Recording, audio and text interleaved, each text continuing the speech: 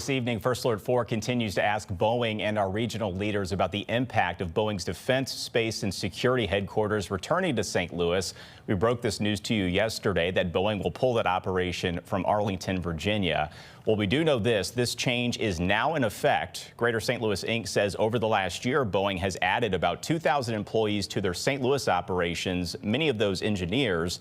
In a statement, Boeing emphasizes the importance of having senior leadership based at and spending time in its major facilities. Remember, St. Louis has 3 plants here.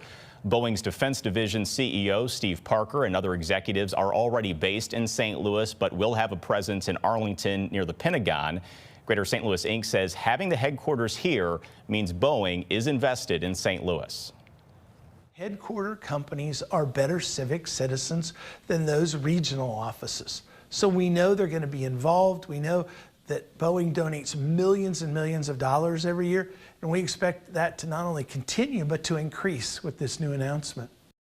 And Boeing tells First Alert 4 the move back to St. Louis does not impact their other business units, and their global headquarters will remain in Arlington.